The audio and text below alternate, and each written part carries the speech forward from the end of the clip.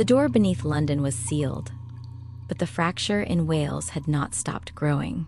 Ruth had warned him. And somewhere far to the west, the ground was already giving way. The cliff fell at 4:17 in the morning. No warning, no earthquake, no storm. Just a crack that split the silence like a gunshot, and then 30 meters of Welsh coastline slid into the sea. The village of Trefaith sat on the edge of Cardigan Bay. 200 people, a pub, a church, a row of cottages pressed against the hill like teeth in a jaw. The kind of place where everyone knew your name and nobody locked their doors. At 4:17, every door in Trefaith shook. Windows rattled, dogs barked, car alarms screamed into the wet dark. Ellen Morris was the first to see it. She ran the post office and woke early by habit. She pulled back her curtain and saw the gap. Where the coastal path had been, there was nothing, just black air and the sound of waves hitting fresh rock. The cliff had taken the path, a bench, a fence, and 6 meters of the car park with it. Ellen called 999. Within 2 hours, emergency crews blocked the road. Floodlights cut through the rain. Helicopters circled. The Coast Guard launched boats to check for anyone swept into the water. Nobody had been on the path at 4:17 in the morning. That was the only piece of luck Trefaith got. By dawn, the news had spread. Local radio first, then national. A dramatic cliff collapse on the Welsh coast. Climate change blamed. Erosion discussed. Engineers sent. Nobody mentioned what the collapse had revealed, because nobody was looking that closely. Not yet. But deep in the exposed rock face, where the cliff had torn away, something old was visible. Just for a moment, before the mud slid back. A surface too smooth to be natural, too flat, too deliberate. Stone, carved, ancient. The rain covered it within the hour, but the network had already noticed. Tony woke up choking, not on water, not on food, on pressure. His chest felt like someone had placed a stone on it. Heavy, cold, familiar, the consequence. It moved inside him like a tide, pulling back before a wave. Not pain, not yet, but the promise of it. Tony sat up in bed. His room in the Ealing flat was dark. Rain tapped the window. 5:02 on the clock. He reached for his backpack on the floor. The map was warm. Not warm like a body. Warm like a warning. Tony unfolded it on the bed and stopped breathing. The Welsh fracture line, the thin crack that had been darkening for weeks, was no longer a crack. It was red, deep red, bright red, the kind of red that meant blood or fire or both. Tony had never seen the map do this. Gold. Yes, gold meant activity. Gold meant attention. Gold meant the vault system was awake and watching. Red was new. Red was wrong. As Tony stared, the ink spread. Not fast. Slow, like a stain seeping through cloth. The red bled outward from the Welsh coast, reaching inland, touching lines that connected to other vaults. Tony's stomach dropped. The network. If one vault cracked, the pressure moved to others. Ruth had told him that. The custodian had shown him that. The system was connected. Damage in one place became stress in another, and Tony had spent months feeding the system with probability that wasn't his to spend. The lottery, the investment, the stacked luck. Every time fortune tilted in his favor, the system had absorbed the cost somewhere else. Every coin that landed the right way, every train that arrived on time, every bill that resolved itself. Small debts, tiny weights, the kind that nobody notices until the weight shifts somewhere else. And now, Wales was paying. Tony's phone buzzed. Ruth? No greeting, just words. Trefaith. Cliff collapse. Turn on the news. Tony opened his laptop on the kitchen counter, found the story, watched shaky phone footage of a dark gap where coastline used to be. Emergency lights. Rain. A reporter in a yellow jacket shouting over wind. His chest tightened. A second message from Ruth. We leave in 3 hours. Paddington, platform 4. Tony stared at the screen. 3 hours. Maria's bedroom door was still closed. She was sleeping. Actually sleeping. For the first time in years. His mother slept through the night because the bills were paid, because the flat was warm, because Tony had used the fraction and made their life better. And now that fraction was tearing a hole in the Welsh coast. Tony closed the laptop. He stood in the kitchen for a long time. Then he packed. The map pulsed 3 times on the train. Short, sharp pulses, like a heartbeat, warning of danger. Tony sat by the window, backpack between his knees, watching gray England turn green as the train pushed west. Ruth sat across from him. Layla was 2 rows back, pretending to read a magazine. Callum stood near the door, arms folded, watching the carriage. They did not look like a team. They looked like 4 strangers who happened to be on the same train. That was the point. Tony felt the third pulse through the fabric of his bag and pressed his hand flat against it. The air around him changed, not visibly, not in a way anyone else would notice. But Tony felt the temperature drop by 1/2 degree, felt the sounds of the carriage dim, felt his own breathing become the loudest thing in the world. Then the voice, not heard, felt like words pressed into the space behind his eyes. Probability has weight. Tony's grip tightened on the bag. The custodian, beaking through the map, through the network, through whatever thread still connected Tony to the vault system. Balance bends. Tony closed his eyes. What you kept has moved. Then silence. The carriage sounds returned. The temperature normalized. A child laughed somewhere behind him. Tony opened his eyes. Ruth was watching him. It spoke? She asked, quietly. Tony nodded. What did it say? Tony swallowed. His throat felt dry. That the weight moved, he said. That what I kept has shifted. Ruth's expression did not change, but her fingers tapped the armrest once. A tell. Tony had learned to read it. One tap meant she was thinking fast. The fortune residue, she said. Not a question. Tony nodded. Layla leaned forward from her seat. Magazine forgotten.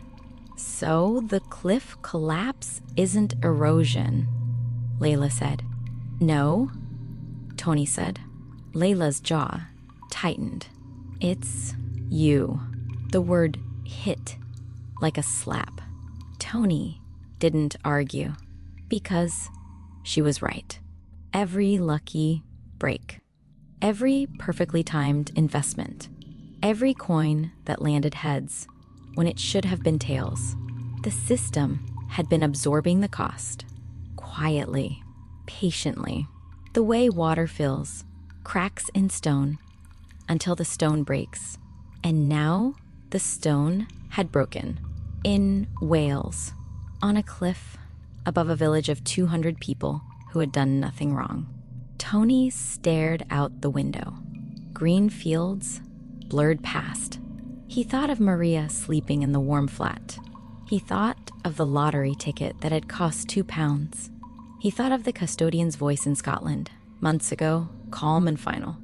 Power always subtracts something. Tony had just never asked who paid the subtraction. Wales hit like a wall. The train stopped at Aberystwyth. From there, Ruth had arranged a car, an old Land Rover with mud on the wheels and a crack in the windscreen. It smelled like wet dog and diesel. Callum drove. Ruth navigated. Layla sat in the back with Tony, checking her phone for news updates. The road to Trefaith followed the coast. Narrow, winding, no barriers on the seaside. Tony stared at the landscape and felt small. Wales was not like London. London was noise and concrete and people packed tight. Wales was space, wide open, brutal space, gray sky pressing down on green hills, sheep scattered across slopes that looked too steep to stand on, wind that hit the car sideways and made Callum grip the wheel harder, and the sea. Tony had grown up in London. The Thames was his water, muddy, slow, full of boats and history. This was different. This sea was angry, dark green, almost black, crashing against rocks with a sound like breaking furniture. White spray rose 20 feet.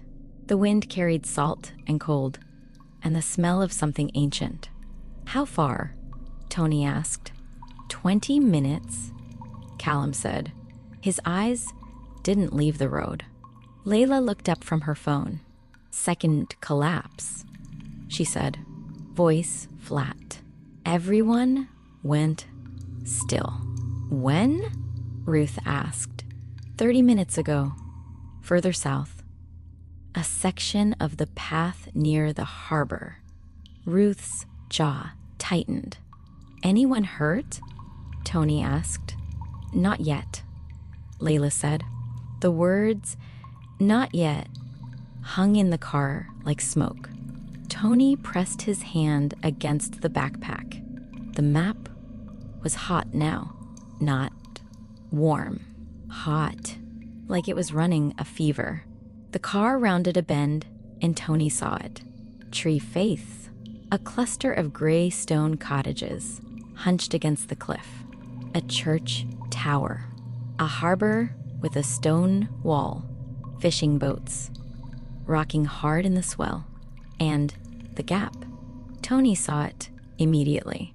Where the coastal path should have continued north, there was a wound in the earth. A raw brown gash where the cliff had torn away. Emergency tape fluttered in the wind. A police car sat at the edge, lights flashing blue into the rain. Callum pulled the Land Rover into a lay-by above the village. Tony stepped out. The wind nearly knocked him sideways. It was cold. Proper cold. Not London cold where buildings blocked the worst of it. This was coastal cold. Wet. Sharp. It found every gap in his jacket and pushed through. Tony zipped up and pulled his hood tight. The village was smaller than he had imagined. Stone cottages painted in faded pastels. A post office with a hand-painted sign. A pub called the Ship and Anchor. The kind of place where nothing happened for decades, and everyone liked it that way. Until last night, people stood in small groups near the church. Arms folded, faces worried. Some pointed at the cliff. Some looked at the emergency vehicles. A woman held a dog against her chest, stroking it mechanically, staring at the gap in the land. Tony felt their fear like a weight on his shoulders. These people didn't know about vaults, didn't know about probability or networks or custodians. They just knew their village was breaking, and nobody could tell them why. Ruth stood beside him, looking at the cliff. "The vault is underneath," she said quietly, "buried in the rock. It's been dormant for centuries. The fracture woke it." Tony looked at the exposed rock face where the cliff had fallen. "I need to get down there," he said. Ruth's eyes stayed on the cliff. "You need to get inside it," she said. "There's a tidal tunnel. Entrance is at the base of the cliff, near the harbor. It floods at high tide." Tony felt the cold. Dig deeper. When's high tide?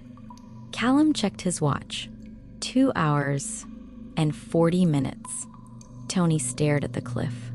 2 hours and 40 minutes to climb down, find the tunnel, reach the vault, and get out before the sea sealed him inside. "No pressure," Tony muttered. Nobody laughed. The cliff path was not a path. It was a suggestion, a memory of where people used to walk before the land decided to move. Tony went first, not because he was brave, because his blood seal connected him to the vault network. Ruth said the rock would be steadier where his feet touched. Something about authority and the land recognizing an anchor. Tony didn't understand it. He just walked. The descent started at the harbor wall. A narrow gap between the stone and the cliff face led to a set of steps cut into the rock. Old steps, worn smooth by centuries of fishermen and smugglers, and people who had no choice but to climb down to the water. The first 20 steps were fine. Then the steps ended, and the shale began, loose gray rock that shifted under every footstep. Tony planted his boot and felt the surface slide an inch to the left. His stomach lurched. He grabbed the cliff face with both hands and pressed flat against the stone. Below him, the sea crashed against the base of the cliff, close enough to taste the salt. "Keep moving," Ruth called from above. She was following 10 meters back, her coat flapping in the wind like a broken wing. Tony kept moving. Layla was below him, somehow already halfway down. She moved like she had done this before. Quick, confident steps on rock that should have been impossible to trust. "Watch the dark patches," Layla called up. "Wet shale is worse." Tony looked down. Dark patches everywhere. The rain had soaked the entire cliff face. "Great," he said to nobody. A section of rock broke loose under his left foot. Tony dropped 6 inches. His knee hit stone. Pain shot up his leg. He gripped the cliff face so hard, his fingers went white. Below, the rock he had dislodged bounced twice and vanished into the spray. Tony breathed. In, out, his heart hammered against his ribs. He was not built for this. He was built for London pavements, for cemetery paths, for the flat, predictable ground of a city that had been leveled and paved 1,000 times. This was raw earth, unstable, alive, and it did not care about him, except Tony pressed his palm flat against the rock and felt something, not the old sensing. That was gone, taken in Scotland as payment. This was different, simpler, like the rock was calmer under his hand. The shale stopped shifting where he touched. The surface felt more solid. Tony frowned. He lifted his hand. The rock loosened again. He pressed down. It steadied. Authority. His blood seal. The network. Recognizing his anchor. Not power. Not control. Just recognition. The land. Knowing his hand. Tony used it, pressing both palms flat against the cliff as he moved down, feeling the rock firm up under his touch. Step by step, handhold by handhold, trusting the stone to hold because it had to, because the vault underneath was connected to the same network that had marked his blood. 20 minutes later, Tony reached the bottom. His knees were scraped. His fingers were bleeding. His jacket was torn at the elbow, but he was down. Layla was already standing at the base of the cliff, looking at a dark opening in the rock face, a slot barely wider than a person. Water surged in and out of it with each wave. The sound was deep and rhythmic, like the earth breathing through a broken tooth. "That's the tunnel," Layla said. Tony stared at it. The opening was half submerged. Each wave pushed water a meter inside, then pulled it back. The rhythm was steady, but the force was obvious. Anyone caught inside when the tide rose would not be coming out the same way. "How far to the chamber?" Tony asked. "Keep a record, say 200 meters, Layla said. "But the records are 300 years old. The tunnel might have changed, might have collapsed," Tony said. Layla shrugged. "Might have." Ruth arrived at the base, breathing hard, mud on her knees. "Callum is watching from the top," she said. "He'll signal if the tide turns early." Tony looked at the tunnel mouth again. "And if it does?" Ruth's eyes met his. "Run," she said. The tunnel swallowed light. Tony switched on the head torch Layla had given him and stepped inside between waves. The water was knee-deep and shockingly cold. It hit his legs like a punch and tried to pull him back toward the sea. He braced against the tunnel wall and pushed forward. The rock was different in here. Smoother, darker. The walls curved upward into a rough arch. The sound of the sea echoed and distorted, turning each wave into a growl that filled the space. Layla was behind him. Ruth behind her. They moved in single file. No room for anything else. The water came to Tony's knees, then his thighs. A wave surged through and hit his waist. The cold was so intense, his breath locked in his chest. "Keep moving," Layla said behind him. "The deeper sections are ahead. It gets shallower after." Tony pushed forward. His head torch cut a narrow beam through the dark. The tunnel walls glistened. Tiny shells clung to the rock. Seaweed draped from the ceiling like wet curtains. A wave hit, bigger than the last.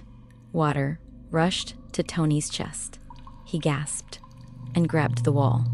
His fingers found a ridge, and he held on as the water pulled back. "Ruth?" he called. "Still here." Ruth's voice came, calm, like being chest deep in a tidal tunnel. Was normal. Tony pushed on. His torch flickered. He slapped it once against his palm. The beam steadied. A reminder that technology was fragile down here, that everything he carried was borrowed from a world above the waterline. The tunnel bent left. The ceiling dropped.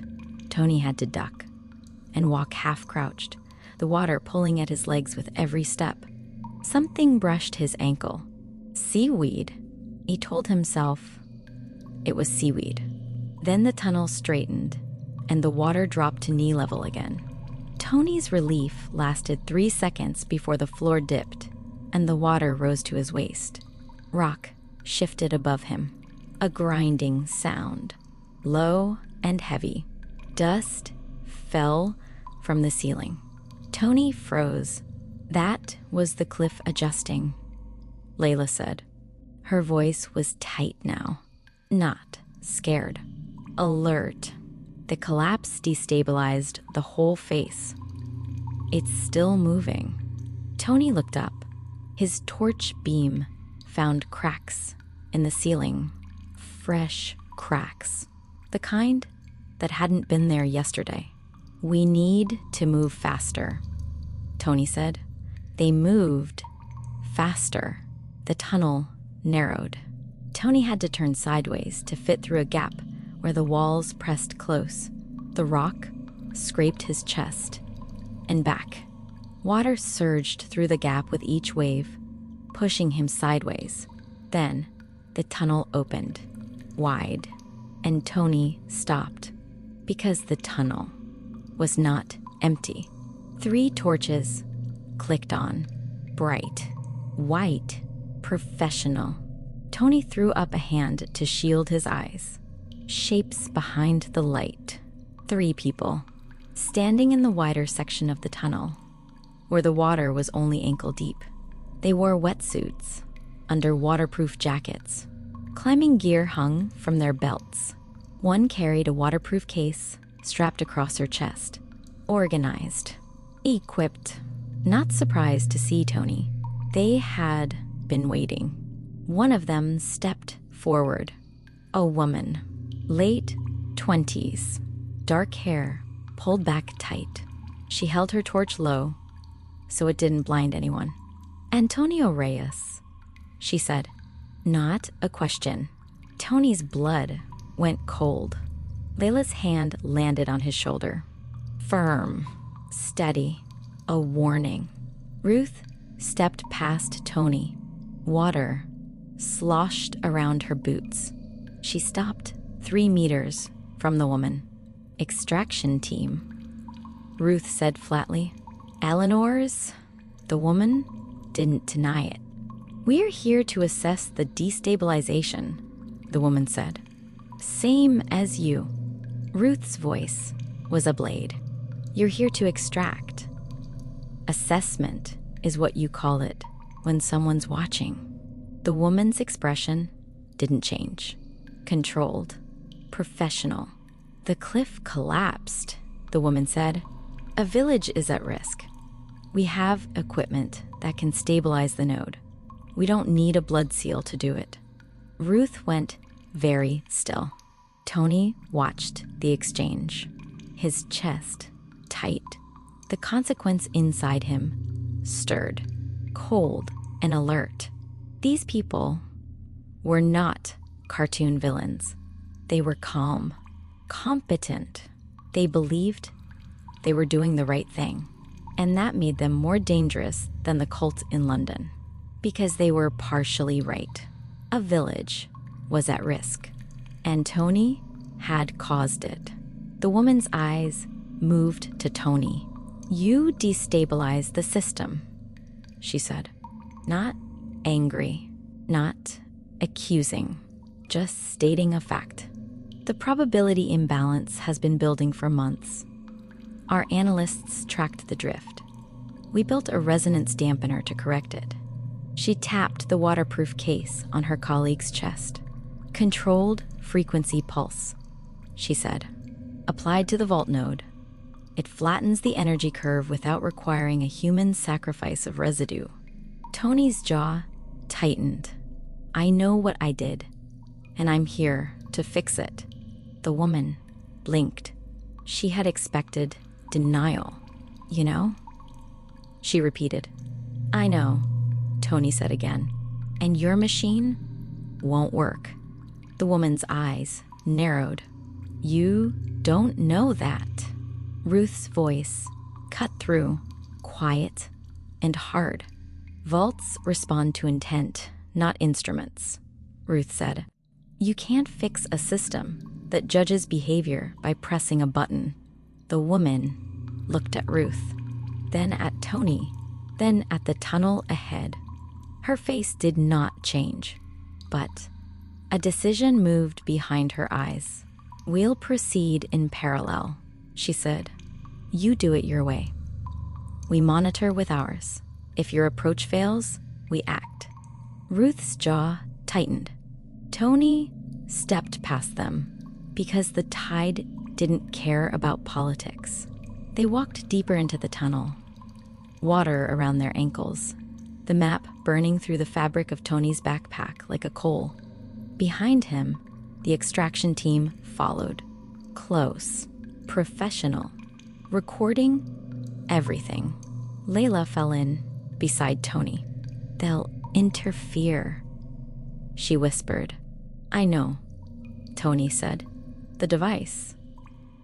If they activate it near the pedestal, I know." Layla was quiet for a moment. "You said your machine won't work," she said. "Do you actually know that?" Tony didn't answer because he didn't. He just knew the vault was alive. And alive things didn't respond well to being corrected by strangers with equipment. The tunnel ended in a room, not a cave. A room. The walls were carved. Ancient, massive stone blocks fitted together without mortar. The ceiling rose into darkness above them.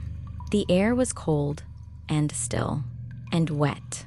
Water covered the floor, an inch deep, seeping from cracks in the walls, dripping from the ceiling in steady streams. Tony stepped inside and felt it immediately. The vault, not like Scotland. Scotland had been sharp, electric. A vault fully awake and demanding attention. This was different. This vault felt wounded, tired, like something old that had been sleeping for centuries and been woken by a blow. The carved symbols on the walls were partially submerged. Tony could see them through the water. Circles, lines, patterns that looked like tide charts or star maps. Ancient markings that predated anything he had studied in school. At the center of the chamber stood a pedestal, low, square, stone so dark it was almost black. And on the pedestal, carved into the top surface, was the same symbol Tony had seen in Scotland. A closed eye. Tony's blood seal throbbed. The cut on his thumb, months healed but permanently marked, pulsed with a warmth that spread up his arm. The vault recognized him. Not welcomed, recognized. The way a body recognizes a virus. The way a system flags an irregularity. Tony swallowed. The water on the floor rippled, not from their movement, from somewhere deeper. A vibration running through the stone. The chamber shook, a low groan of rock under pressure. Dust fell from the ceiling. Layla grabbed Tony's arm. "The chamber is unstable," she said. "Whatever you're going to do it fast." Tony moved toward the pedestal. The water was ankle deep here, rising, slowly but visibly. The cracks in the walls were weeping faster now. Behind him, Eleanor's extraction team spread into the chamber. Two of them swept their torches across the walls, recording. The third, the woman, moved to the far side of the pedestal. She set the waterproof case on a dry ledge and opened it. Inside was a device, matte, black, the size of a brick. Two metal prongs on one end, a small screen glowing green on the other. Ruth's voice came sharp across the chamber. "Don't." The woman looked up, calm. "It's passive monitoring only," she said. "Frequency analysis. "We're not interfering." She placed the device on the stone floor, 3 meters from the pedestal. The green screen flickered. Numbers scrolled. Tony felt it instantly. A hum, not a sound. A vibration in the floor, in the walls, in the water. The vault reacted. The cracks in the walls widened. A fresh stream of water burst from a joint in the stone. The ceiling groaned. Tony's head pounded. Pressure built behind his eyes. The blood seal on his thumb flared hot. "Turn it off," Tony said. The woman glanced at her screen. "The readings are nominal. The instability is pre-existing, not caused by..." A stone block in the far wall shifted. The grinding noise was enormous. Water surged through the new gap, rising from ankle to shin in seconds. The vault was not being monitored. It was being provoked. Layla moved fast. She crossed the chamber in 3 strides and put herself between the device and the pedestal. "Your machine is making it worse," Layla said. "The vault thinks it's being forced. It's defending." The woman's composure cracked. For the first time, she looked at the shifting walls, at the rising water, at her screen, which was no longer showing green. It was red. Tony's voice cut through the noise. "Please, turn it off." Now, not a shout, not a command, a request from someone who understood what was at stake. The woman hesitated. 2 seconds, 3. Then she reached down and killed the device. The hum stopped. The chamber shuddered once more, then settled. The water slowed its rise, but did not stop. Damage done. The device had pushed the vault further. The correction window was smaller now. The water was higher. The walls were weaker. Tony looked at the woman. She looked back. And for the first time, something shifted in her face. Not apology. Recognition. She had made things worse. "Stand back," Tony said quietly. "All of you." Ruth positioned herself between Tony and the team. Not aggressive, just present. Tony placed his hands on the pedestal. The stone was ice cold, and the custodian spoke. The voice came from everywhere. From the stone, from the water, from the cracks in the walls. Not loud, quiet, the kind of quiet that fills a room by leaving no space for anything else. "You bent the flow." Tony's grip tightened on the pedestal. "I know," he said. His voice was small in the chamber. "Fortune unmeasured becomes theft." The word hit Tony like cold water. Theft. He hadn't stolen anything. He had used what was left inside him. Fractional remnants. Tiny pieces of probability that the vault had left behind when he walked out of Scotland alive. But the custodian did not measure by intention. It measured by effect. And the effect was a cliff tearing itself apart above a village that had done nothing wrong. "The network compensates," the custodian said. "Energy moves.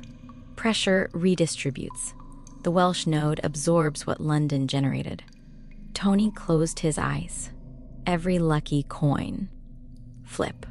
Every perfectly timed train. Every investment that hit at the right moment. Every bill that resolved itself. Every small, beautiful piece of fortune that had made his life and Maria's life better. Wales had been paying for it, not because Wales was connected to Tony, because Wales was the weakest point in the network, the place where the pressure found a crack and pushed through. Tony's hands shook on the stone. The water was at his calves now, rising faster. The device had stolen time they didn't have. Above him, a crack opened in the ceiling. A piece of carved stone, the size of a fist, broke free and hit the water 2 meters from his feet. The splash reached his face. The chamber was running out of patience. "What do I do?" Tony asked. The custodian did not hesitate. "Surrender what you carried." Tony's chest tightened. The fortune, residue, the fraction that lived inside him, the warm presence that bent probability in his direction, the invisible hand that had made his life easier since Scotland. "Give it back, all of it?" Tony asked. A pause, brief. "Part?" the custodian said. "Enough to restore the balance this node requires. The system does not demand perfection. It demands correction." Tony's heart pounded. Part, not all. He would lose some luck, some of the edge, some of the warmth that made the world tilt slightly, gently, constantly in his favor. But he wouldn't lose everything. Tony thought about the choice. He could refuse, keep the residue, walk out of this chamber, and go back to London and let Wales absorb the cost. The vault would weaken. The cliff would keep falling. The village would be evacuated. And Tony would remain strong, lucky, protected. Or he could give it back, lose the edge, save the village, and become smaller. Tony thought of Eleanor. Her people were standing 10 meters behind him. If he gave up the fortune, he would be slower, less protected, easier to catch. Every advantage he had over someone with unlimited resources would shrink. He thought of Maria. If the luck faded and the money dried up and the bills came back and the ceiling leaked again, if Tony's protection disappeared and the world returned to the shape it had always been, hard, unforgiving, stacked against people like them. The fear was not about dying in this chamber. The fear was about going home weaker. Tony looked at his hands on the pedestal. Cemetery hands. Grave cleaning hands. The same hands that had held Maria's coat when she cried after double shifts. The same hands that had fixed a broken grave in a London cemetery and found a map that changed everything. He didn't need a speech. He didn't need a long reflection. He knew who he was. He was the boy who fixed a broken grave when he could have walked past. He was the son who paid the bills before buying anything for himself.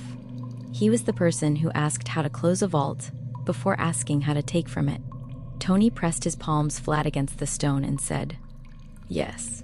It started in his chest, a warmth leaving, not fast, steady, like heat bleeding from a stone left in sunlight as the sun goes down. Tony felt it moving outward, through his ribs, down his arms, into his palms, into the pedestal. The fortune residue, months of it, built up in layers he hadn't even noticed. Small deposits of luck that had accumulated like dust on a shelf, each one tiny, each one invisible. Together, they had changed the shape of his life. And now, they were leaving. Tony's breathing changed, heavier, like his lungs had to work harder for the same air. His muscles felt less certain. His balance shifted slightly. The world, which had been tilting gently in his direction for months, leveled out. Not pain, Not agony, loss, the quiet kind, the kind that doesn't make you scream, the kind that makes you stand very still and feel the space where something used to be. He would not be impossible anymore. He would just be Tony. Tony's eyes stung, not from the dust, not from the water, from the feeling of becoming ordinary again. The warmth passed through his palms and into the stone. The pedestal absorbed it. The closed eye symbol glowed faintly, not bright, just visible, like a candle seen through fog. The cracks in the walls stopped weeping. The water on the floor stopped rising. The rumbling in the rock eased, then faded, then stopped. The chamber was quiet. Tony's hands stayed on the stone. He didn't move. He waited until the last thread of warmth left his palms, and the pedestal went cold under his fingers. Done. Tony stepped back. His legs felt heavy. His head felt lighter. Something inside him had been replaced by empty space. Not emptiness, like despair. Emptiness like a room after the furniture has been moved out. The same room, just less. The custodian spoke one final time. Balance accepts correction. Then silence. Real silence. No vibration. No pressure. No groaning rock. Just water dripping from the ceiling and 6 people breathing in the dark. Layla exhaled slowly. Ruth's face was unreadable, and behind them, Eleanor's extraction team stood frozen. The woman who had spoken earlier stared at Tony with an expression he did not expect. Not victory, not calculation, confusion. She had watched Tony surrender his advantage, willingly, without negotiation, without a deal, without asking what he would get in return. Her device had made things worse, and he had fixed it anyway. He hadn't blamed her, hadn't demanded she leave. He had just put his hands on the stone and given back what he could have kept. That did not fit her model. People with power kept power. That was the rule. That was Eleanor's entire philosophy. You acquire. You hold. You leverage. You never give back what you can keep. And Tony had just done the opposite. The woman looked at the dead device on the ledge, then at her colleagues, then at Tony. She opened her mouth, closed it, opened it again. Why? She asked. Tony's answer was simple. Because it wasn't mine. The woman held his gaze for 3 seconds. Then she turned and walked toward the tunnel exit. Her team followed. One of them picked up the dead device without looking at it. Layla watched them go. That, she said quietly, will confuse Eleanor. Ruth's mouth twitched. Good, she said. The tide turned fast. Tony felt it before he saw it. A change in the sound. The waves switching from a slow pulse to a steady push. Ruth looked at Layla. Move. Now. They moved. The tunnel was different going back. The water was higher. The waves stronger. What had been knee-deep was now waist-deep. What had been waist-deep was chest-deep. Tony pushed through with his arms raised, holding the backpack above the waterline. The cold hit his body like a fist. Every step was a fight against current. Layla led. She found handholds on the walls, ridges to grip, places where the rock jutted out enough to brace against. The narrows are ahead, she called back. Don't panic. Tony didn't panic. He couldn't afford to. The narrow section hit like a vice. Water surged through the gap at chest height. Tony turned sideways and pushed through. The rock pressed his chest and back. Water filled his mouth. He spat and kept moving. Behind him, Ruth grunted with effort. A wave hit. Big. A roller that pushed them all backward 3 steps. Tony grabbed the wall and held. The wave passed. He pushed forward again. Gray light ahead. The mouth of the tunnel. The sea beyond. But the sea was higher now. Each wave pushed into the tunnel with force that shook the walls. Layla stopped at the mouth. "Wait for the pull," she said. "When the wave retreats, we go, one at a time. Sprint to the rock shelf. Don't look at the water." Tony nodded. His teeth were chattering so hard he couldn't speak. A wave surged in, pushed them back. Then it pulled. Go. Layla launched out of the tunnel mouth and hit the open air running. Her boots found the rock shelf, and she scrambled upward. Another wave, in and out. "Tony," Layla called. "Now." Tony ran. Wind, rain, salt spray that blinded him. His feet found rock. He slipped, caught himself, pushed upward. Layla's hand found his collar and hauled him onto the shelf. He lay on the rock, gasping. Below, the tunnel mouth was already underwater. Ruth appeared in the gap between waves, wet, fast, furious. She hit the rock shelf, and Tony and Layla grabbed her arms and pulled her up. The 3 of them lay on the rock, soaked, shivering, alive. Tony laughed, not because it was funny, because he was alive, and that was more than he deserved. The cliff was worse going up. Rain had turned the shale into a sliding puzzle. Every handhold was slick. Every foothold was a gamble, and Tony's luck was different now. He felt it immediately. Before, the rock had steadied under his touch. Authority still worked, but the extra edge was gone. The fraction of fortune that had made difficult things slightly easier had been left on a stone pedestal in a flooded chamber. Tony climbed with his hands and his strength, and nothing else. His fingers slipped. He caught himself. His knee hit rock. He pushed through. His arms burned. His legs shook.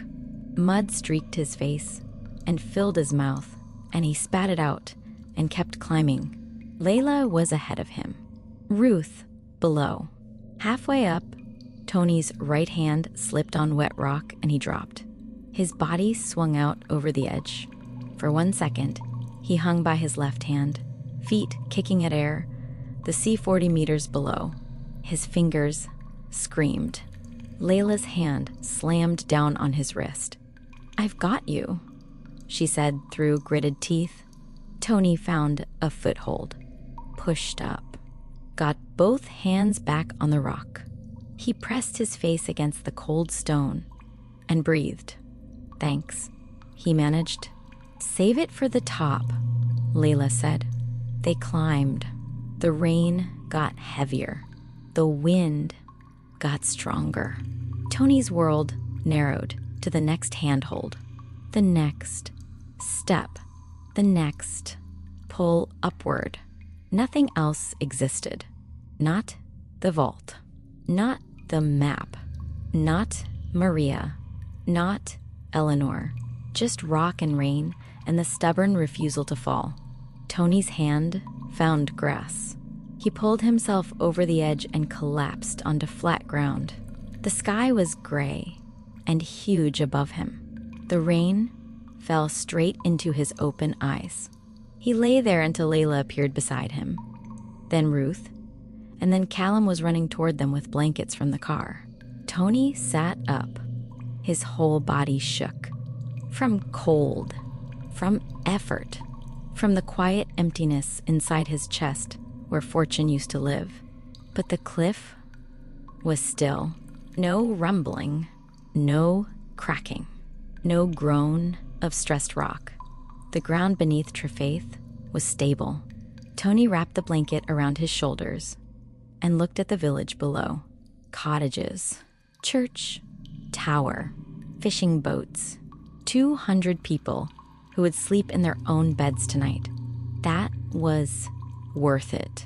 That had to be worth it. Tony came home to a flat that felt the same and a body that didn't. Maria was at the kitchen table when he walked in. She looked up from her phone, saw his face, saw the scratches on his hands, saw the torn jacket. Anthony, she said, a warning and a question in one word. I'm fine, Tony said. Just a trip. For Ruth. Work stuff. Maria studied him. She didn't believe him, but she let it go. Because Maria had survived immigration and poverty and double shifts by knowing when to push and when to wait. And right now, her son was standing in the kitchen, alive, with scratched hands and tired eyes. Eat, she said. There's rice. Tony ate. The rice was warm. The kitchen was warm. Maria hummed while she cleaned. The flat was still good, still safe, still the best thing Tony had ever given her. But the balance had shifted. Tony felt it in the small things. The next morning, he dropped a coin on the kitchen floor. It landed. Just landed. Not heads. Not tails. It rolled under the fridge and vanished. Tony stared at the gap under the fridge. Before, that coin would have landed right side up. Before, it would have rolled to a stop at his feet. Not anymore. He missed the train by 12 seconds. Stood on the platform and watched it pull away. The next one was in 7 minutes. He waited, like everyone else. At college, a classmate asked him to play a card game during lunch. Tony lost 3 times, badly. His phone battery died at 2% on the walk home. He hadn't brought a charger. Small things, normal things, the kinds of things that happen to everyone, every day, without anyone noticing. Tony noticed, because for months, these things hadn't happened to him. For months, the world had been gently, invisibly, constantly tilted in his favor. And now, it was level. He walked past a scratch card booth near the tube station. Normally, he would have felt a pull, a quiet whisper that said, "Buy one." The whisper was gone. Tony walked past without slowing. At the corner shop, his change came out wrong. 20 pence short. The kind of small annoyance that happened to normal people in normal life. Tony pocketed the change and didn't argue. Normal?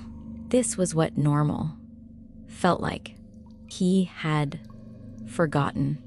But a taxi appeared within seconds. When Maria needed one for her evening shift, she said it was lucky. Tony said nothing. Walking home, a cyclist swerved out of a side street at speed. Tony stepped back without thinking. The cyclist missed him by inches. Instinct, not luck. But the instinct was still sharper than it should have been. His exam results came through. He had passed. Not perfectly, not suspiciously, but strongly. The vault had left him sharper in ways that weren't about probability. The knowledge residue, pattern recognition, memory, the ability to read systems and see connections. That was still there. the fortune was reduced. Not gone, reduced. The impossible luck had become ordinary luck. The kind everyone had. The kind that came and went without pattern or promise. Tony sat in his room that night. The flat was quiet. Maria was asleep. He unfolded the map. The Welsh fracture was still visible, but it was no longer red. The ink had faded to a thin gold line. Stable, calm, till present, but no longer screaming. Tony ran his finger along the line and felt something, a presence, brief, distant, like someone had placed a hand on the other side of a door. The custodian. Not in words this time, not in sentences pressed behind his eyes. Just a feeling, simple and clear. Balance prefers restraint. Tony let the words settle. Then he folded the map, put it in his bag, turned off the light. The rain had stopped. For the first time in weeks, the night was quiet. Tony lay in the dark and thought about what he had lost, about what he had kept, about the difference between power and responsibility. He was still lucky, just not impossible. And maybe that was enough. The map glowed gold in his bag, a steady pulse, patient, waiting. Tony closed his eyes. He slept, and somewhere in the network, a vault in Wales breathed easy for the first time in months.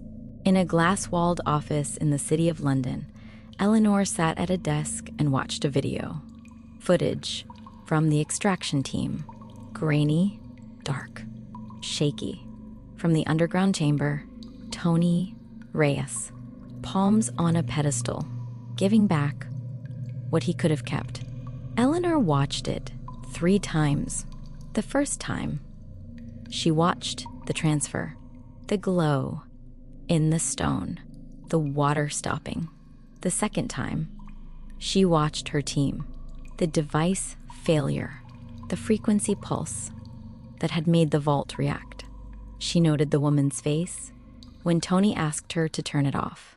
No anger, no command, a request. And the woman had obeyed. The third time, she watched Tony's face. She paused the footage, zoomed in, studied the expression. No fear, no calculation, no performance. Just a 19-year-old boy putting his hands on a stone and choosing to be less. Eleanor leaned back. She had built her career on one principle. Everyone has a price. Money, power, safety, legacy. Find the currency, and you find the lever. Every person she had ever dealt with could be mapped onto that grid. Tony Reyes could not. He had been offered fortune and given it back. He had been offered partnership and walked away. He had been given wealth and used it for his mother. And now, faced with the consequence of his own mistake, he had walked into a flooding cave and paid for it with his own advantage. You could not buy someone who gave things away. You could not threaten someone who volunteered for cost. Eleanor closed the laptop. She sat in the quiet office for a long time. Then she picked up her phone. "Reclassify Antonio Reyes," she said. A pause on the other end. From what to what? Eleanor's voice was calm, precise, the voice of someone who had stopped trying to buy a problem and started planning to contain it. From asset of interest, she said, to systemic threat. The line was quiet, and the keepers start with Ruth. I want her network mapped by Friday. Every contact, every asset, every vulnerability. She hung up. The city glittered below her window. Millions of lights Millions of lives. All of them running on systems that Eleanor understood better than anyone. And somewhere in that city, in a small flat in Ealing, a boy with scraped hands and diminished luck was sleeping in the dark. Eleanor looked at the frozen frame on her laptop screen. Tony's hands on the pedestal. She had never met anyone who frightened her. Tony Reyes was the first. Not because he was powerful, because he wasn't. And he chose it.